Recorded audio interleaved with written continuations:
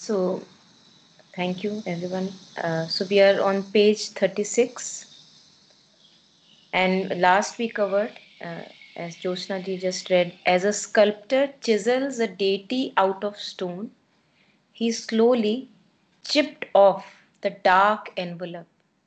Now, this is a reference to the experience of Ashwapati here, Sri Aurobindo here, and this is also a reference to an experience of all of us human beings who are on this path.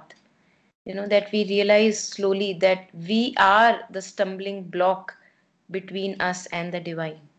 And it's us with the power of discernment, with the power of intelligence, with the light of consciousness. Slowly, we have to, as if, shed light upon all the darkness that is there in us that needs to be transformed. And slowly, slowly, slowly, gradually have to be, refining and maybe purifying ourselves with this art. So as if we are our own sculptures. That is how Ashwapati here. He's as if he's a sculptor chiseling a deity out of stone. So divine, we say that the divine is present in each one of us, and yet it cannot be seen per se. Because if we look at our human condition, we will clearly say that it's not a very divine condition presently, right? And that is what we have to do. That is the task each one human being on earth has to do for himself. With the light of the consciousness present within each one of us, we have to slowly get rid of all the, like a sorting has to be done. Get rid of all that is not required on this journey, that has done its work. Maybe it was required so far, but now it's not required. So this work of purification, chipping off the dark envelope. Now one can reflect upon this. What is the dark envelope? The dark envelope is also a reference to, I feel, our tendencies, our patterns of thought, our patterns of behavior, our patterns of emotions, which may have been serving so far, us well, but now we see that they are more a botheration. We don't want to be there, and yet we find ourselves again and again trapped in the vicious loop of tendencies and similar thought patterns, thoughts of the past and worries of the future. So is this vicious loop is the dark envelope. One reference is to that also. And now with the power of consciousness, with the light of consciousness, I have to see for myself that I know that it is not serving me now. It may have been serving me so far, but now I don't want this in my life. So slowly I have to chip it off. I have to consciously take it off my life. Stop following its dictates in my life. Stop following the dictates of tendencies and patterns of thought in my life. He slowly chipped off the dark envelope, line of defense of nature's ignorance. Here nature's ignorance is used as if it's a defense against the bright light of the divine. And I think one of the talks I mentioned to you last time, that Alokda shares that ignorance has a purpose, but as long as it has a purpose, it is supposed to be there. But slowly, with the increasing power of discernment and increasing power of awareness, its task is done. So veils of ignorance are one by one, they keep on shedding. Now they are not needed anymore. Now the being is capable of receiving the divine light without being getting swayed. So layers of defense, that is protection, is not needed. Right? The illusion and mystery of the inconscient, in whose black pall the eternal wraps his head, that he may act unknown in cosmic time. The concept of Maya, illusion, ego, falsehood. So all that which appears to be but is not. Why is not? Because uh, the only thing that exists is the divine, is the truth. Falsehood is an illusion, and that is why if one begins on this journey and one says, I have to fight my ego and I will fight my ego, one will be forever at a at a failure, as a fail. One will live as a failure because one cannot fight an illusion. One can go close to an illusion and understand the illusion. That is a possibility. But fighting something that does not even exist is impossible. And that is why, in many phases of our life, if we have experienced that, we have begin by saying that let me get rid of the ego. How can you get rid of something which is not even there, which appears to be? And that is why ego has been referred to as a falsehood. It is not there, but it appears that it is there, and it makes us live as its slave. So what is to be done in this case? Here, Sri Aurobindo is referring to it as illusion and mystery of the inconscient, that which has never been really clearly understood, and that is why it remains as a mystery. Maya, ignorance, falsehood, illusion of ego. But here also a work as if is getting done in this disguise, in whose black pall the eternal wraps is his head. So it feels that in Maya, in illusion, the divine is not there, but it is the play of the divine itself. In the disguise of Maya, who is it that is hiding? In the disguise of Maya, it's the divine who is playing hide and seek. So as long as I live in ignorance, it seems like Maya. I can't understand it. I can't really make sense of it. It always deludes me. But as I become intimate with the all the darkness, with all that is so far has not been understood in my life, when I become intimate to it, when I go close to it in a courage, in a wanting to know, then slowly I see that light after light, I keep on as if walking on this path, and light after more light, from more darkness to less darkness, and the path goes on ever widening.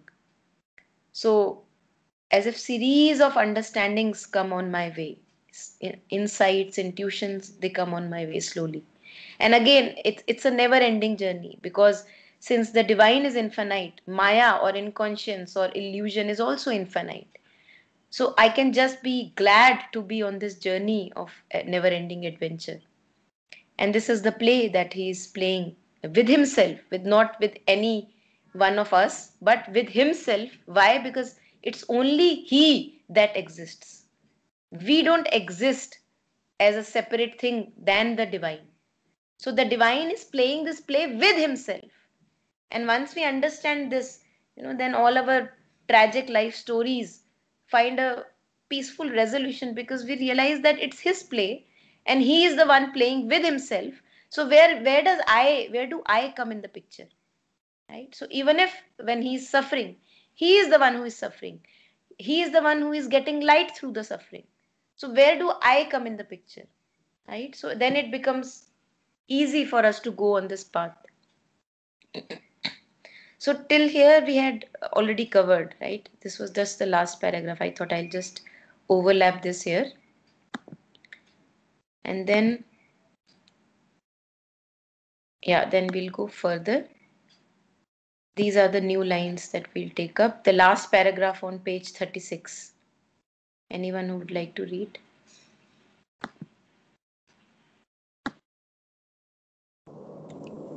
A splendor of self-creation from the peaks, a transfiguration in the mystic depths, a happier cosmic working could begin and fashion the world shape in him anew, God found in nature, nature fulfilled in God. Yeah, beautiful.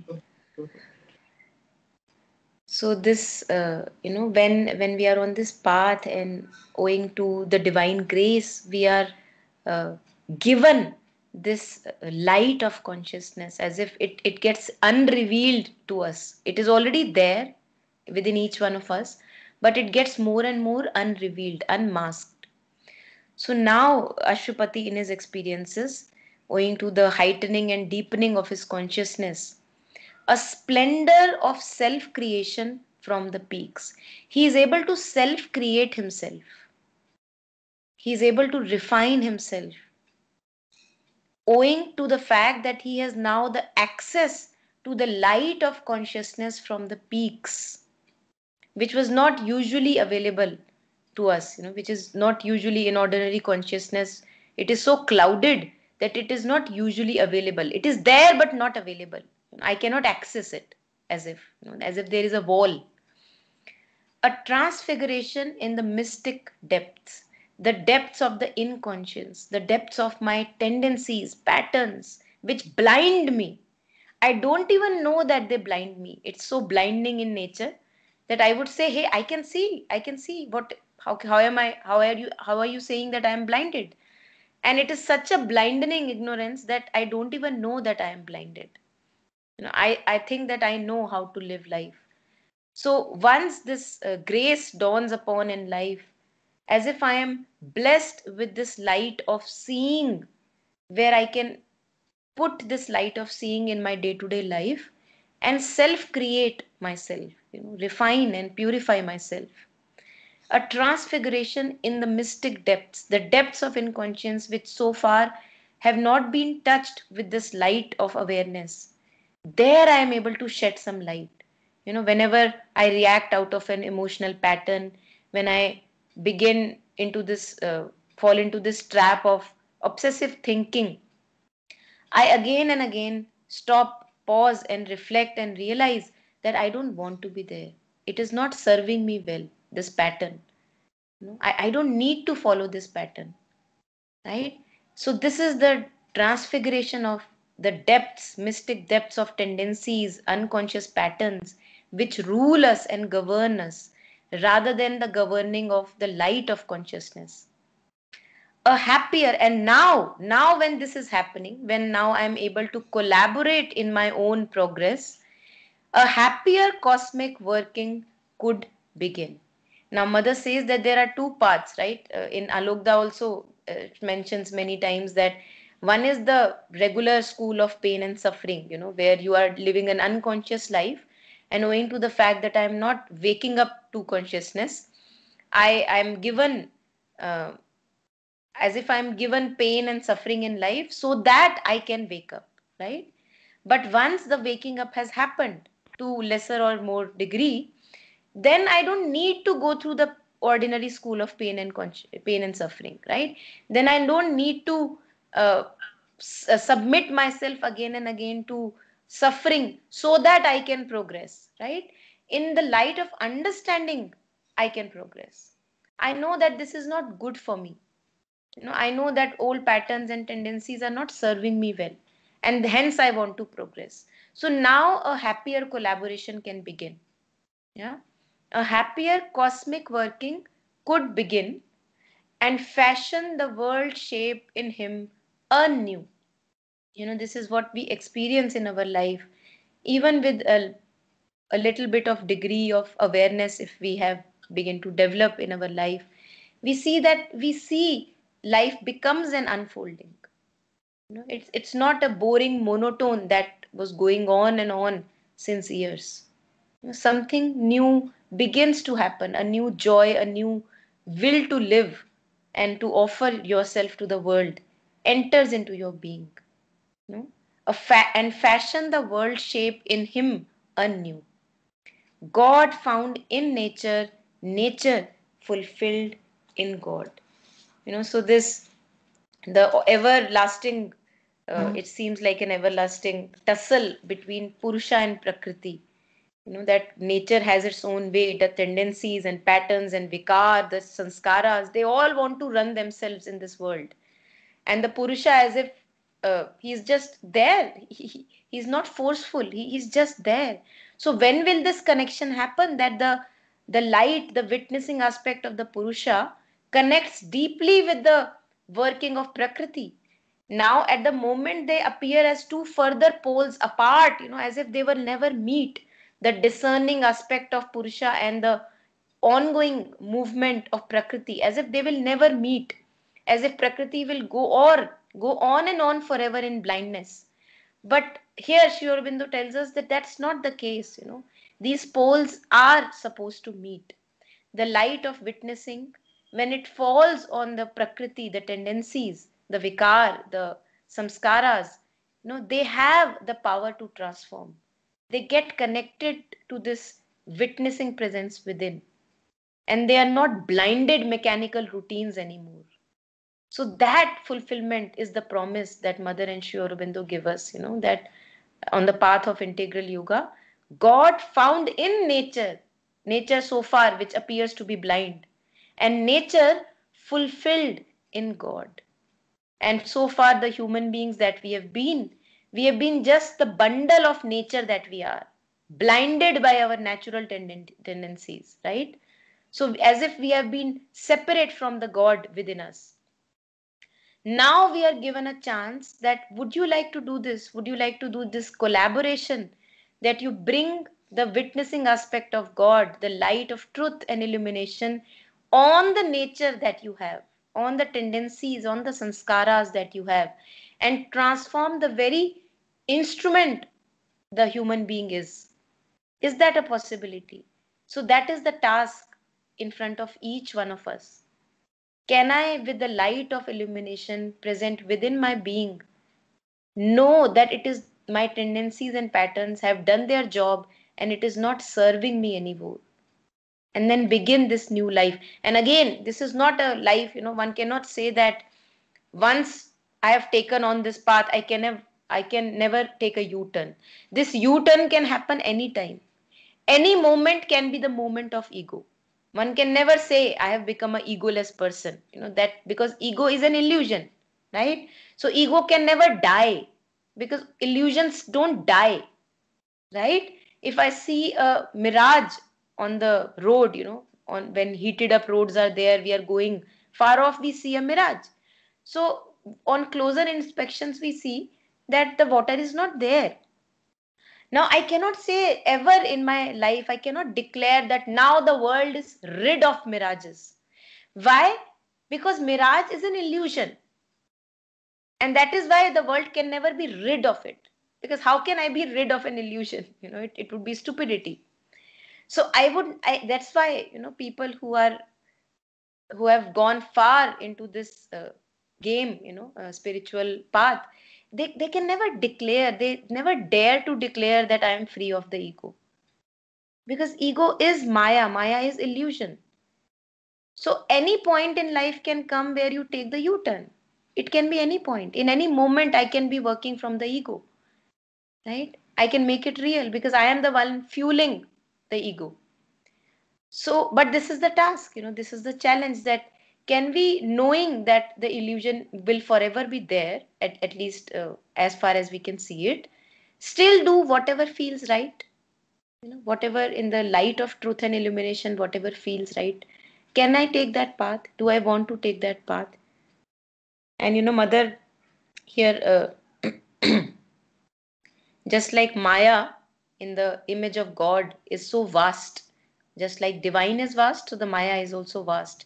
And Kabir says that uh, I searched everywhere for Ram, for truth, but where I found it was in the corner of my house, and in hiding behind as ordinary thing as a sesame seed, right? So very little. And it tells me that in the littlest of things in my life hides something more and something really vast, which cannot be taken on the face value.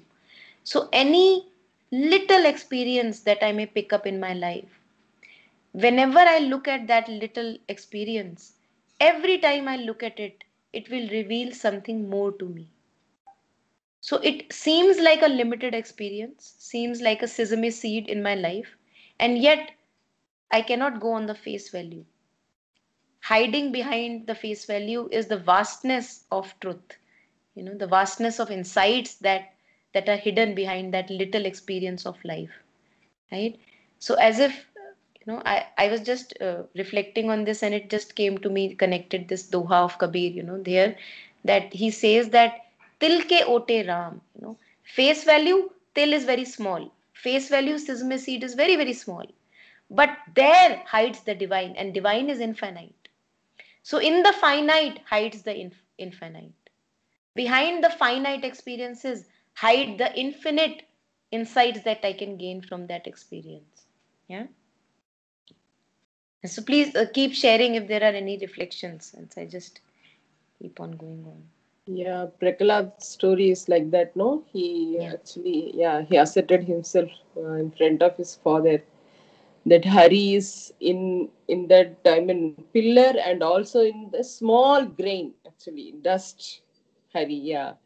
That Yeah. Yeah. purity he had, that's why Hari came. Actually, yeah, that vision came. I mean, really, he came, no, in Narasimha Avatar, actually. Yeah. When you're Yes. telling about that season seed, I reminded about that Prahlad's story. Yes. Beautiful. Yeah.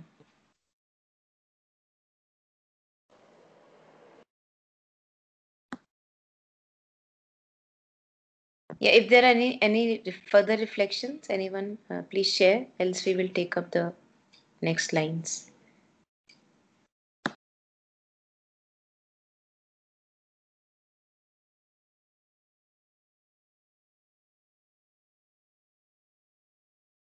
Yes, Geeta ji, are you there? Would you like to read? If you can see the screen, would you like to Yeah. read the lines in green? Yeah, Yes. yeah.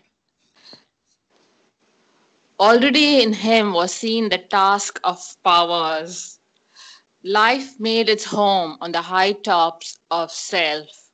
His soul, mind, heart became a single sun. Only life's lower reaches remained dim. Yes, thank you. So now this self-creation is happening in Ashwapati. This as if he is chiseling himself out of the rock of the big piece of rock that is there. Already in him was seen that task of power with capital P. Now the power of divine is working in him. And what is the power of the divine? It is there. We say that the divine is there in each grain of dust. So it is not a possibility that it's not, we are rid of the divine. It's there in us also, around us, in us. If we are referring to us as the body, only then we use the term in us, right? So, this light of understanding, this light of awareness is doing the task in Ashwapati. Hmm? Life made its home on the high tops of self. Now, the moment I was reading this line, Kabir says that my house is at the top of the mountain peak, and the place is so risky that even a little ant cannot be there. The ant also slips. The place is so delicate. It's a fragile spot. It's not a very comfortable spot to be there on that high mountain peak or at the tip of the mountain peak. But Kabir says, there at the tip of the mountain peak, where even an ant cannot stand, I have made myself home. Now, this is a reference to all the life force collaborating with truth more and more in greater and greater degree. That yes, I don't want to invest my energies anymore in the world of trivia. So, whatever I feel is trivia for me now, which has done its job, I will not be investing myself anymore there. That is the sankalp I make to myself. And hence, the life force has the ability to stay in the heights of consciousness. It is not slipping from there, right? At the moment, we see ourselves slipping. We are sometimes as if we are able to harmonize ourselves. The harmony happens in the being, and at times again the lower patterns and vrittis, they just are so powerful at times that we are not able to stay in our heights of consciousness. So here Ashwapati's experience is owing to the fact that he's now the silencing of the mind is happening. More and more purity is dawning in his being. Life made its home on the high tops of self. His soul, mind, heart became a single sun. As we human being experience our day-to-day life, we are as if we are kind of pulled apart. Sometimes the heart wants to say something, Sometimes, the mind is telling you something else, owing to the past memories. The soul wants something else. So there is no harmony in the being, mostly in the current ordinary human consciousness. But owing to the fact that I know what is important to be followed in my life, what is not benefiting me anymore, I'm able to now get this harmony in the being, owing to understanding, coming out of samaj. His soul, mind, heart became now a single sun. A unification happened. Now, this unification, Mother and Sri Aurobindo also, those of us who are in touch, they talk about this. They talk about integral yoga. Integral yoga, Mother says that uh, a harmony has to happen in the being. Not that the mind is pulling me into the past, the tendencies are asking me to do something else, the desire says something else, ambition wants something else, and my soul wants something else. Not like that. Like pulled apart, all the fragments pulled apart in several directions. So, here, owing to the understanding coming in the being, now the heart and mind and soul, they're all one, they are unified. Harmony has happened. It's not that the mind is desiring for something else and the heart is wanting something else to be achieved. Only life's lower reaches remained dim.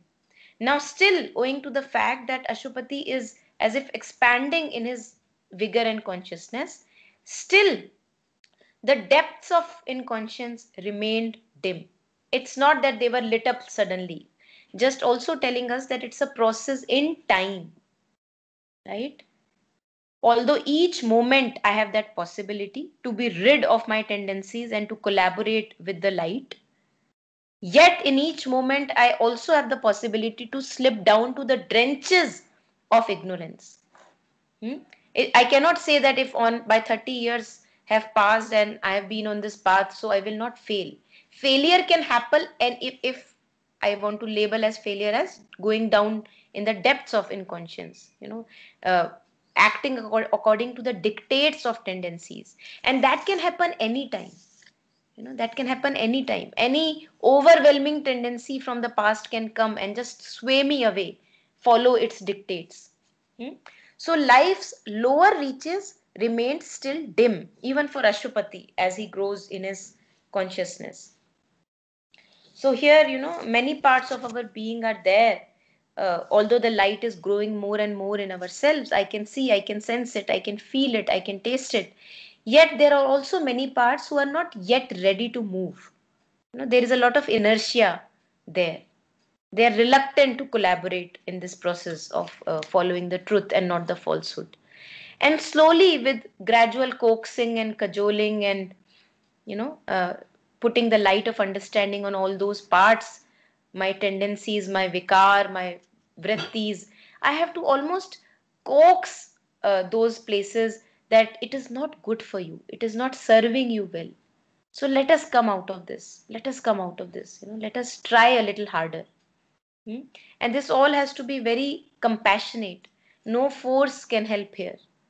It has to be a very compassionate cajoling, in understanding. Just like when we meet a friend, we want to discuss our issues with a friend. The friend will make us understand that is this serving you well? The way you are leading your life. Is this serving you well? Do you see any benefit? If you see any benefit, go ahead. Live according to whatever you feel like.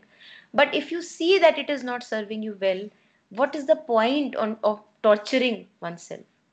So this is how one cajoles the dim parts in us, the reluctant parts in us, which are not yet ready to leave the attachment in life. Hmm?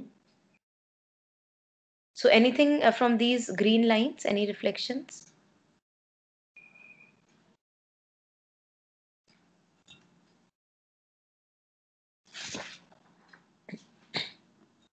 Okay. So in absence of any reflection on these, I'll just take further more lines. Yeah, Navpreet, you have joined later. Would you like to read the lines in yellow? Yeah, sure. Um, but there too is the uncertain shadow of life. There was a labor and a fiery breath, The ambiguous cowled celestial puissance worked, watched by the inner witness, moveless peace.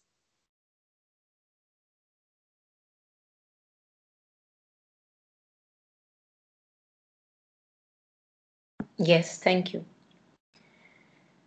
So, there in the dim reaches of the inconscient, all the tendencies, vikar, vrittis that we have, which we are not even aware of.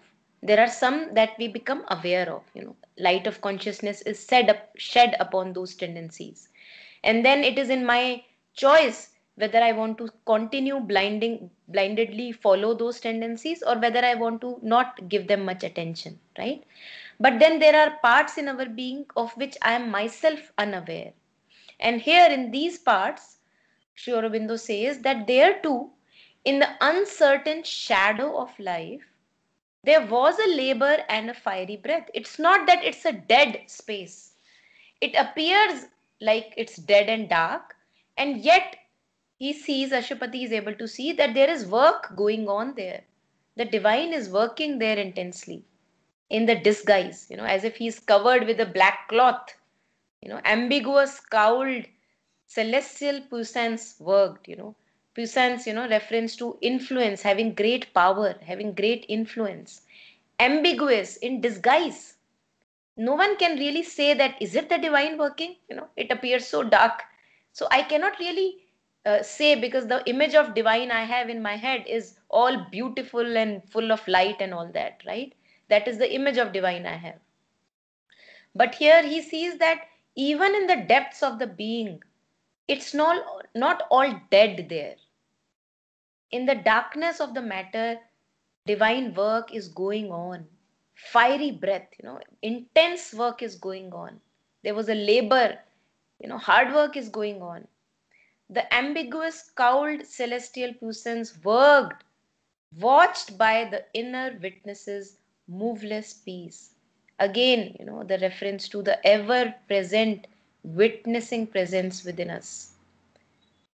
In the presence of the Purusha who never sleeps, who is forever awake as if in a trance, the work is going on, the movement is going on. In the presence of the immutable, immovable, the movement goes on and on and on. It may not be so obvious, to our eyes or even inner vision, but the work is going on. Yeah. Yes. As if the inner witness is always saying, deeply allowing all the movements to be. And I think that is where one can relate all these movements of anger, emotions, hatred, jealousy, all the movements which many a times become too overwhelming for us. The idea is not to shun them away, because if the ever present witness has allowed them into existence, who am I to shun it away? The idea is to go closer and understand those emotions, understand those movements. And once understood intimately, it cannot be that the movements bother me. It may happen that they will come again and again and again, and yet I will have the courage to go deeply closer to them and look at what their demand is, right? What is the intention behind those movements? Rather than wanting to be rid of anger, rid of jealousy, rid of hatred, I will be allowing myself, giving myself the courage to go closer and to first of all get grounded that yes, these emotions exist in each and every human being on this earth. So I am not special. And secondly, if they are there, let me talk to them. Let me understand them. Because if ever present witness has allowed them, who am I to say no to them? Right? And that does not mean that I listen to the dictates of anger. Not saying that. That just means that I go close to the movement of anger, movement of jealousy, and I see what is there. Why does it arise? What in my being is craving, that it is expressing through jealousy or anger? That's how we go a little closer to these movements without the want to shun them away. Hmm? So this is what he saw in the depths of his being, that the work continuously goes on and on and on. Yeah. So let us, I think this is now a little longer, which we'll going to read now. Yeah. Who would like to read the lines in green?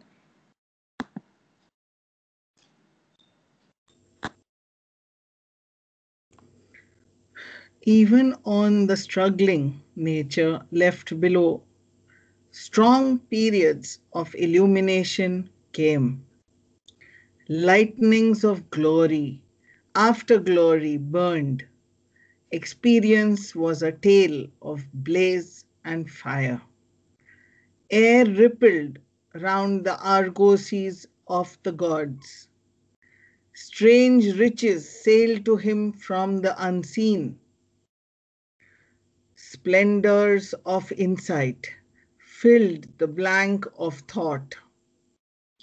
Knowledge spoke to the inconscient stillnesses. Rivers poured down of bliss and luminous force. Visits of beauty, storm sweeps of delight, rained from the all-powerful mystery above. Thence stooped the eagles of omniscience. Yes. Beautiful lines. Now, again, a reference to these experiences on the path. So, even in the, we find ourselves struggling at times, I'm sure many of us will be able to relate, we are struggling that I have been on this path for so many years and still, anger comes, and still I'm movements of jealousy come in my being, as if somewhere in my being there is a image that if I am truly spiritual, these things should not be there. So the intention is right, the intention is to further purify the being, which is a completely beautiful intention, and yet we cannot avoid the passage of time, right? Because it is time that we have, in time that we have gotten conditioned. So the unconditioning also happens in time. It is a process in time. And yet, having said that it is a process in time, each moment can be out of time. Each moment when I consciously collaborate with purity, I am not a slave to time in that moment. But if we look at a larger period of time, then we can say that it happens in time, because the tendencies can again have an overpowering influence. The anger can again come back in a sweep and sway me away. I don't know. It can happen anytime. So we see that we are struggling as if we are wanting more and more light and purity, but it's a struggle at times. Hmm? At times, maybe not, but at times it feels like a struggle.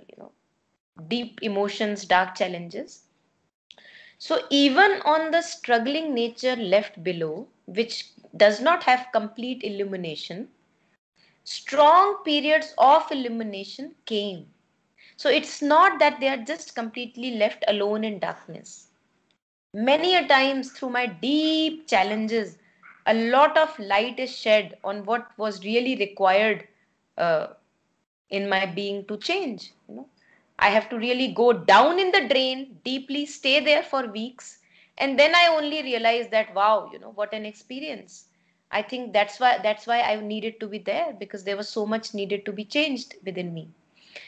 So this illumination, even after the struggle of the nature is there, strong periods of illumination are also there. We cannot deny those periods of illumination. The periods of insights and intuitions. Lightnings of glory after glory burned. As Sri Aurobindo says, that on this path one has to move from one light to a greater light, to a greatest light, to a greater, further greater light. So there is no end to this illumination. That is the beauty. I cannot say that now my mind is wide and open and nothing more can happen. It would never happen. That is the beauty of this progression. The mind, no matter how silent, how wide it has become at that the moment, it has forever a potential to further widen and further open to light, be porous to more and more grace. Strong periods of illumination came. Lightnings of glory after glory burned. Experience was a tale of blaze and fire. This everyday experience that we have on the spiritual path, it becomes adventurous. You are getting to know more and more about yourself. अच्छा ये वाली tendency भी है, अच्छा ये thought pattern भी है, अच्छा मैं ऐसा भी कर सकती हूँ react. Wow. So more and more light is being shed on my own being, as if life itself becomes an adventure. Day to day life is not now boredom anymore. And mother shares in her own experiences that when she was growing up as a child, she did not ever felt the need uh, to go to circus or for external entertainment, because this self observation itself kept her so occupied. It was so interesting to observe her movements, interactions with the beings around, that she never needed any further entertainment in life. So that's the adventure, when it is said here in the line, experience was a tale of blaze and fire, full of intensity, full of, periods of illumination, light, fire, and blaze, intense vigor. Air rippled around, rippled round the argosies of the gods. The air around rippled the argosies of the goat. So I was looking at this word argosies, and I uh, went upon this Wikipedia meaning, and also the reference by Shraddhavan, who shares her reflections on English and Savitri. So a large merchant ship, this word argosy is coming from a Greek uh, word, usually used in not Greek, but coming from Italian history, where they used to have these large merchant ships, uh, where lots of treasure was kept in those ships. Hmm? So these ships were very beautiful, decorated ships carrying treasures, carrying a lot of richness. So this richness, the argosies of the gods, the illumination, the light of consciousness, this strange riches sailed to him from the unseen.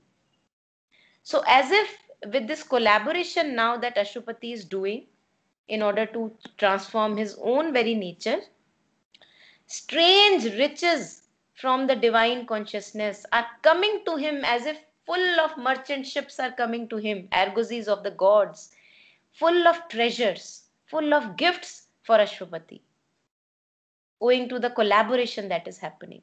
These are the byproducts of this collaboration. And what are the gifts? What are the riches? Those are mentioned in the further lines. Splendors of insight filled the blank of thought. So once the mind is silent, the cup has been emptied. And again, I have to remember, the cup has been emptied in a moment. In another moment, the cup can be again full. The reversal can happen. So in the moment when the mind is silent, it is not craving for anything. No crave is there, no clouding of the mind is there. In those moments, in the blank of thought, splendors of insight filled. So now when the cup is empty, when the mind is silent, the receptacle is empty, the insights from the gods can enter. Now I have space from them for them in my life. And this is really beautiful. On this path we have so many connections that as if dots connect. We are dreaming and we are sleeping and something connects, something just clicks, owing to the mind being silent in in that moment. So something suddenly becomes very very clear, owing to a vision or some reference that I kind of gain in the mind. And it's a happening. It's not that the mind was toiling hard. It was striving to find a meaning and then it has got. So it's not a doing of the mind. It's a happening owing to the receptacle of mind being ready for illumination. So this is the gift. One of the gifts is splendors of insight filled the blank of thought. Knowledge spoke to the inconscient stillnesses. As if those inconscious tendencies, patterns, and even deeper far below in our being, all that is hiding. There, knowledge spoke. So it seems that there it's lots of darkness, no light can reach there. But there, once we go closer and closer to that darkness, we see that the light is there. And a direct perception, direct knowledge, as if gets ignited in the depths of those stillnesses. From nowhere, you don't have any reason to say why I deserve this.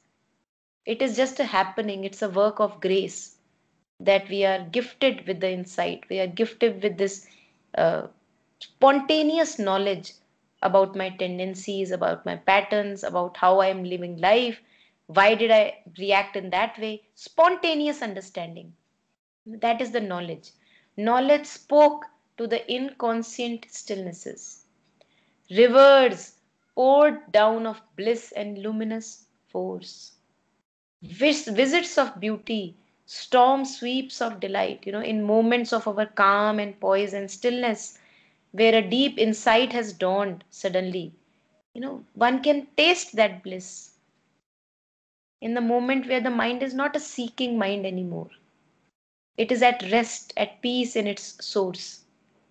There, visits of beauty, a flower which has been in my balcony for years. Suddenly, I open to the beauty of the flower in one instance. Visits of beauty, storm sweeps of delight for no reason. Delight is for no reason, Ananda is for no reason. Not that my wishes were granted and now I am in delight. Not like that. I'm just having the delight of being, of existence itself.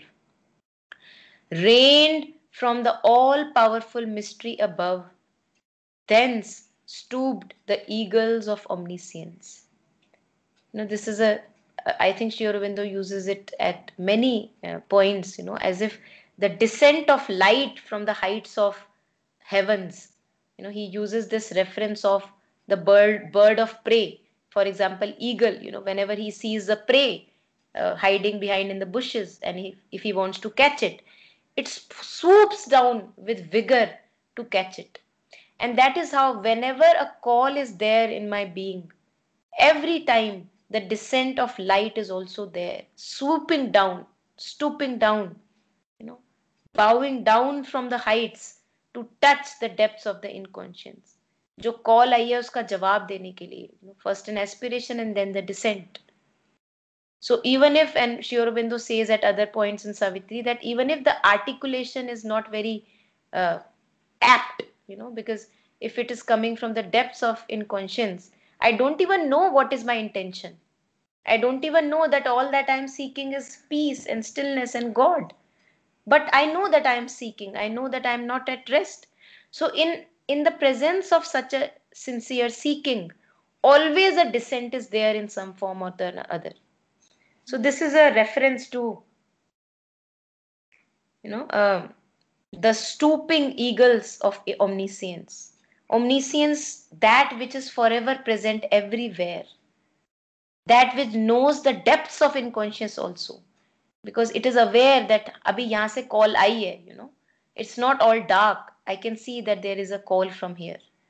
So that's why we say that whenever we are intense and sincere in our call, the divine always answers. Why? Because the divine is there in the depths of the being. That's why it has the capacity to answer the call. Yeah.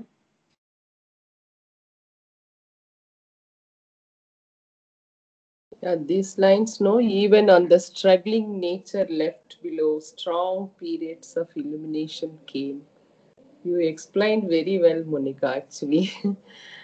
Because I used to think often, even after the Supreme Mother's presence in the life, the thoughts are silly, mechanical always. Am I fit for this path? Not about yoga and all, just to think, yeah, even adore the mother, actually. So these questions used to arise always. But as now it is explained, no, something beautiful will again happen. Again, I will get up, rise up. And this is the process of my whole journey, actually. Yeah. Beautiful. Yes, Yeah. yes, Chitra Thank ji. you for you explained it very nicely. Yeah. Thank you. Yeah. Yeah.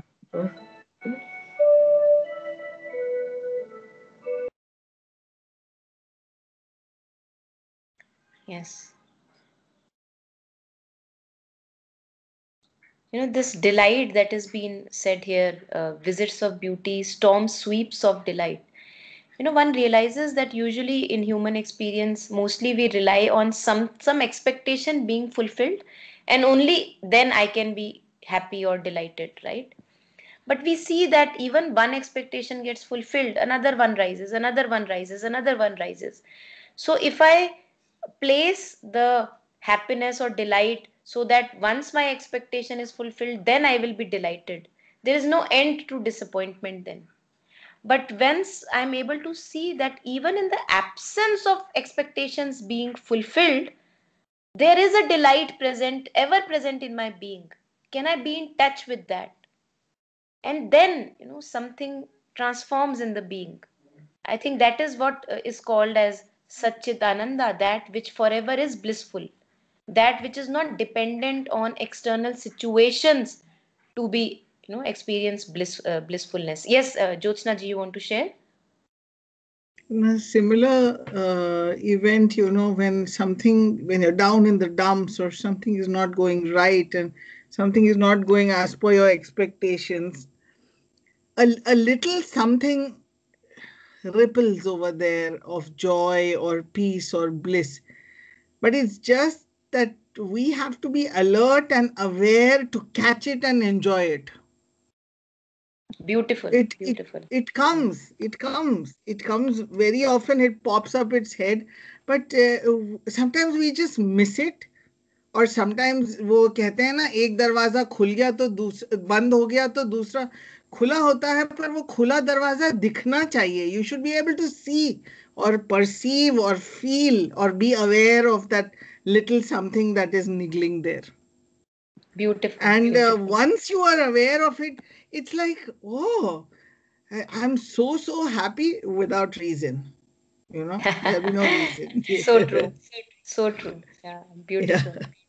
I think again I would connect what you shared with when Kabir ji says, "Til ke ote Ram," "Dhundat dhundat jag mua." I looked for my contentment throughout the world, and where I found it was just round at the corner, hiding behind a sesame seed. So as you said that it's just a very little feeling of joy or delight, which is even there in the deepest of the sufferings, and if one can catch that and live it, begin to live it and make it more and more overpowering than the suffering. I think there lies the catch. That's really beautiful what you shared. Yeah. Because in life it happens every day, all the Yeah. time. Some small little thing, it's there, it's waiting to be appreciated or noticed, or you have to realize it's there. And if Yeah. you in that split second you notice it, and you're absolutely on cloud nine. Bilkul, bilkul. Totally. It just Totally. makes your day, and you're sailing till the Yeah. next joy Beautiful. comes. Yeah. Beautiful. Yeah. Yes. Yes. Like, Very my daughter, she took 2 lemon seeds and she put them in the ground. And I told her, Beta, we don't have that space to grow nimbu ka ped, and we won't be here to raise it, but we can always give the fruit to somebody else. And she said, Mom, the seed is also life, and he also has an urge to live. How many millions of seeds do we throw? So let us see what this plant has to say to you. And sure enough, after a week it erupted, and the whole place there's a perfume of lemon, Beautiful.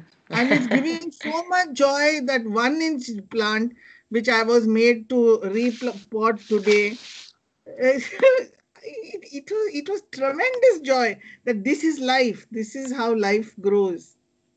Beautiful. Yeah. Thank you for sharing.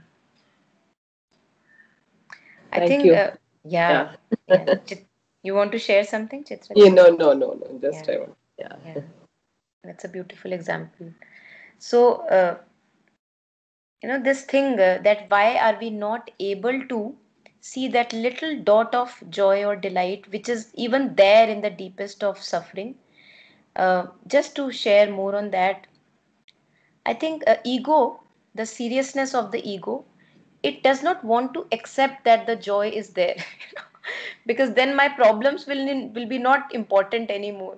So if with the dissolution, more and more dissolution, and not giving ego that much of importance, if we can see that in the game of the ego we are losing on that delight, and hence no need to give the since the seriousness of the ego so much of importance, I think then one can say that okay, let me just have the delight that is there in this moment, and rest all is not that important, which ego considers so important. So that is one. And this reminds me of one story I think you may have heard.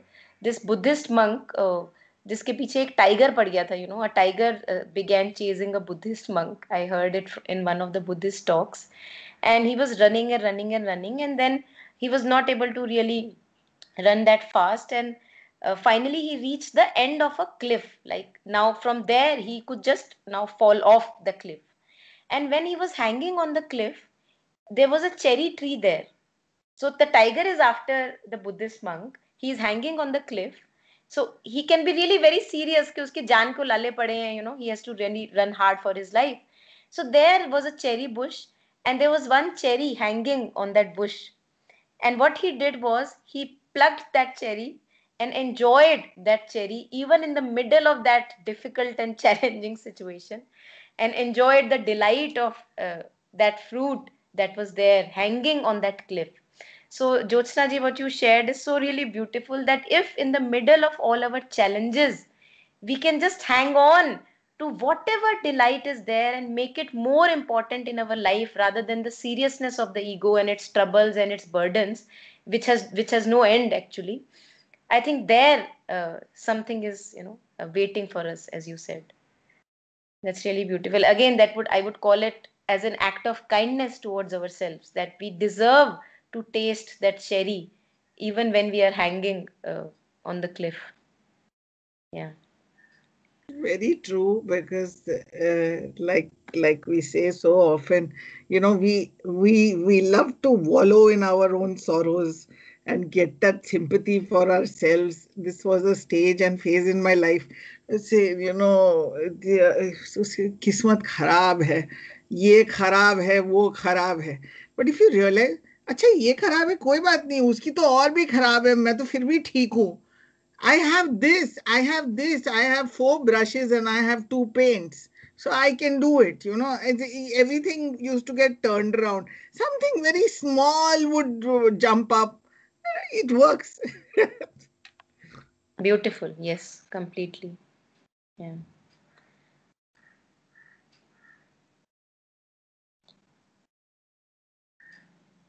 Yes. Anyone else? I think we can end here today, because now the lines that are there, they'll go a little further. So for now, today, I think we can end it here. If there are any comments, we'll be happy to take any reflections.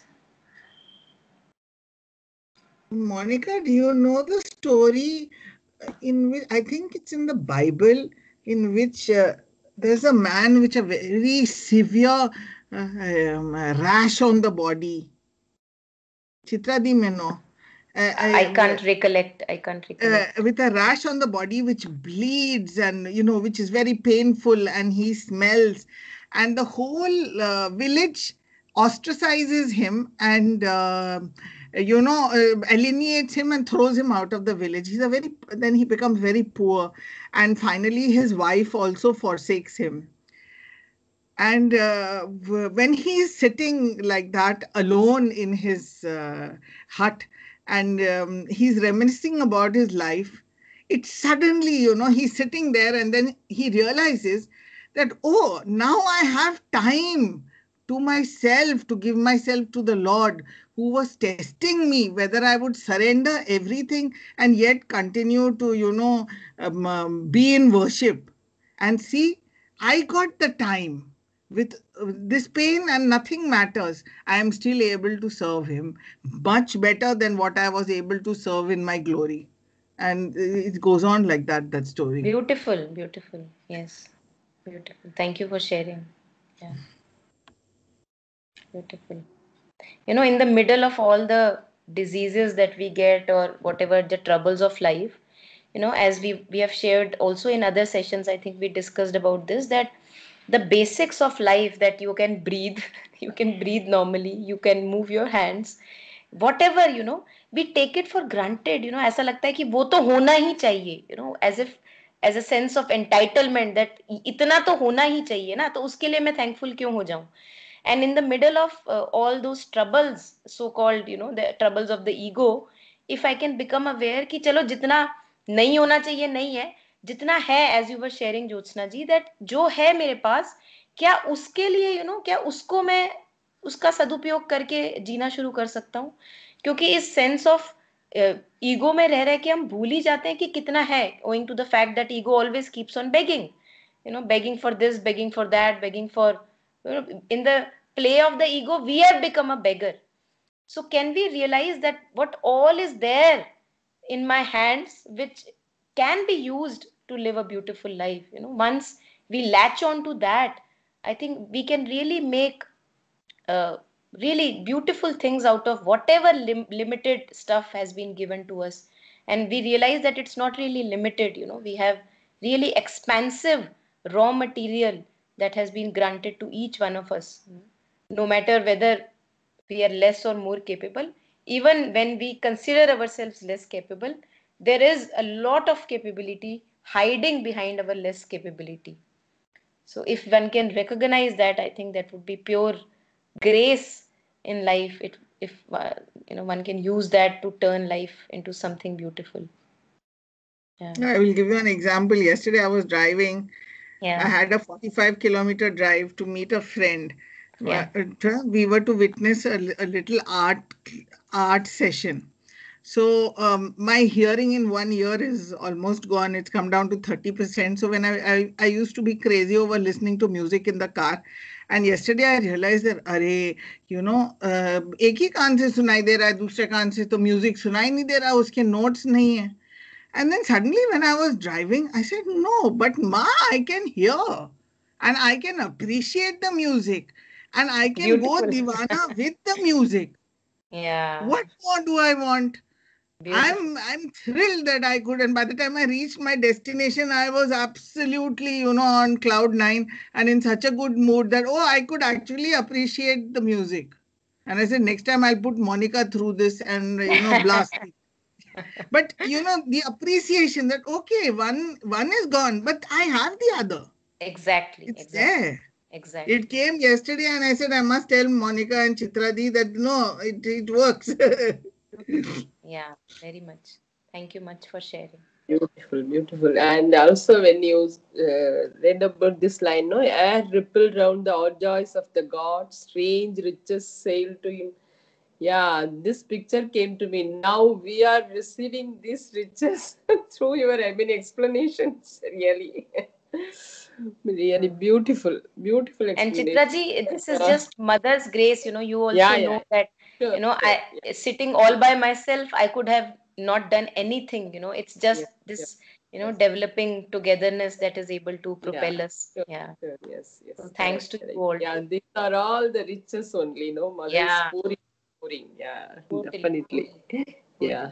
Yeah. Thank you very much. Great. Thank you so The much. very fact that mother is making so many of us all jokers in our own field all meet together, and then you go for a common path Yeah. with no strings attached. It's big. It's big. Beautiful. Yes. Yes. That's It's grace, actually. It's pure grace. And the appreciation level, I think, in each one of us is definitely jumping very fast, because we have learned to appreciate the littlest, the minutest small gifts in our life, which otherwise we would have taken for granted. Taken for granted. Exactly. Your child smiles at you and it is like the whole room is lit up. Probably with something which we would have taken for granted 20 years ago. But now it takes a different meaning. Yeah. So true. Yes. Yeah. I think that, what is that called? Sangat. What? Sadsangat. Satsangat. Yeah. Satsangat. Yeah. Great. It can be Thanks, called everyone. naughty Sangat also. It's Naughty. okay. Yeah. Naughtiness is also eternal, just like truth. Yeah. Okay. Yeah. Great. Thanks, everyone. Thank you for Yeah. joining, sharing. Thank you. Thank you. Yeah. Thank I you, Thank had Geeta you. ji. had a lovely afternoon. Thank you. Thank It you, was Geeta really ji. enlightening. My first experience with you. It's been great. Thank you. Thank you so much for joining. We are chatterboxes.